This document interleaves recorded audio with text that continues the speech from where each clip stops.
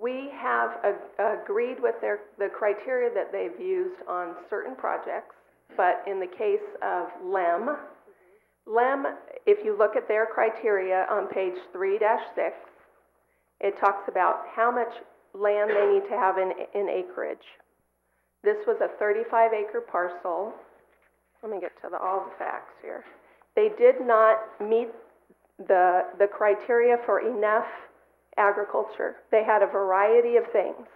They had alfalfa, I believe. They had a couple acres of pumpkins. So the Planning and Building Department felt they had enough agriculture to warrant having temporary events on the site. And the second fact that Maureen wanted to bring up is the Ag Department, first they use the criteria, do you have enough ag use on the site? And then the second is, how much of the site are you using for a temporary event? I firmly disagree with the way they interpret that second part. They calculate both driveways. These are existing driveways on a site. They calculated the barn, that's an existing barn, the patios, everything for the LEM project. They were using all existing facilities. No improvements needed to be made at all to hold the weddings. The Ag Department believed that they were using too much of the land for the events and did not support the project. And we disagreed with their assessment. Okay, so your disagreement comes on a case-by-case basis. Exactly. Okay, that is what I was trying to get at. Sorry to belabor the point, but that was the clarification I was looking for. But I will say that many times, maybe not using this criteria, but for, in my mind, major winery projects that have a lot of temporary event activities, then we've agreed with them quite a bit on how much extra a winery needs versus how much production they're doing, if that makes sense. Okay, so where was I? So getting back to the point that the Planning Department does have the authority to administer the land use ordinance and the relevant standards and policies, and through the hearing process with input provided by the Ag Department as well as other departments and agencies.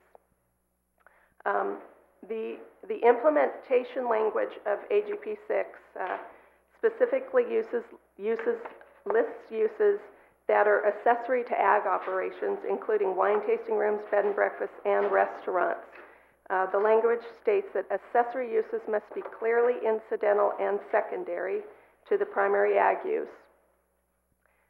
Temporary events are not specifically listed as an accessory use, and it is staff's belief that maybe AGP 6 should not have been intended to apply to temporary events because they are not permanent uses. They are temporary uses, and by nature, a temporary event is incidental to the site. In addition, another point I'd like to make is there's a vast amount of property in the county that's actually zoned agriculture but has no ag capability whatsoever or very little.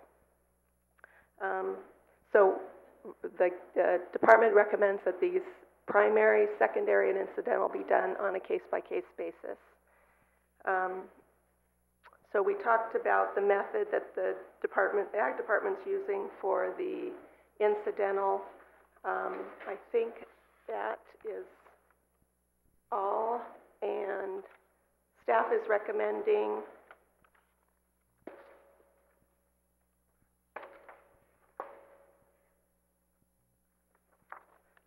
the staff recommendation is that your Planning Commission make the following interpretations and forward by resolution to the Board of Supervisors. Number one, continue the practice of allowing a single minor use permit for temporary events to authorize multiple events per site. Number two is temporary events are defined as any use of a structure or land for an event for a limited period of time where the site is not to be permanently altered by grading or construction. Continue to use the current interpretation that the use of existing structures temporarily during events and grading not requiring a grading permit do not constitute permanent alteration of the site. Also, to use the current interpretation that interior remodeling of an existing structure to meet building occupancy and ADA requirements without expanding the building footprint is not permanent alteration of the site. And number 3, continue to have the applicable review authority make a determination of what constitutes primary ag use and allowable secondary and incidental uses on a case-by-case basis in consultation with the ag department. And I'm available for questions. Questions for staff at this point? I'm sure we'll have more as the hearing goes on. Seeing none, thank you, Ms. Nall. I see that Mr. Eisensee is here in the audience from the Ag Commissioner's office.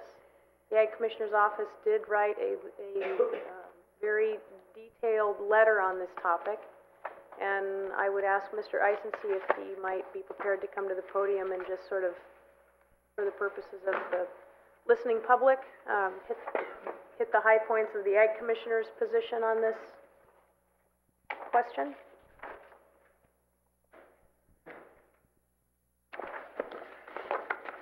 Good morning, Chair and Commissioners. I didn't come prepared to make a presentation. I'd be happy to answer questions or to briefly go over my comment letter if you so desire. Is that the Chair's desire? It is. Okay. As is in your packet, our letter went into some detail about the existing Ag Policy 6 and really focused on the applicability of Agricultural Policy 6, the visitor serving and retail commercial uses on agricultural sites, on agricultural lands. And it is clear, we think, that there is some differences of opinion between our department and the planning department in terms of how we apply this, how the county applies this policy to temporary events and to visitor uses generally. One thing that wasn't in my letter that may provide some overview or assistance in looking at this is that what we feel we're doing when we're looking at temporary events and at visitor uses on agricultural lands generally is that we're really trying to extend what we've been doing for the last 5+ years with regard to wineries and their associated visitor uses.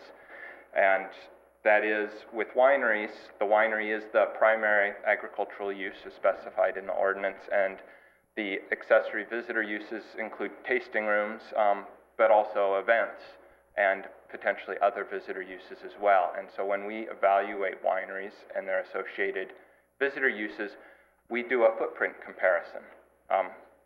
So first, to determine whether there's a primary ag use is to look at the overall footprint of the winery facility, including both indoor and outdoor use areas, access roads, parking, landscaping, and compare that to the visitor use footprint, again, including any required access roads for the visitor use, visitor parking for both the tasting room and events, landscaping that might be used for events or that is not required to actually screen the site, but other landscaping areas. And so that's a practice that we've used. We have a worksheet that we provide to applicants and ask them to fill out to assist us in doing this square foot by square foot comparison. It's certainly not an exact science, but it's the method that we've been using.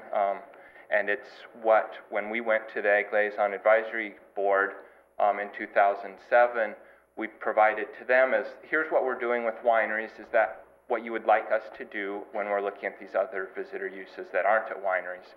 And in essence, we believe they said yes, with one important, or two important caveats. The first is that with wineries and associated visitor uses, it's a pretty straightforward thing that you have a square footage area of a structure and associated area versus a structure, a tasting room, or event room and associated outdoor use area. When you're talking about other agricultural uses, crop uses, or rangeland uses, you're not talking about structures. So you're talking about a very extensive footprint in most cases, acres and acres of land. And ALAB and our department didn't think there was a good rationale to say, well, if you have 5 acres of orchard, you should have 5 acres of visitor use area. That didn't make sense.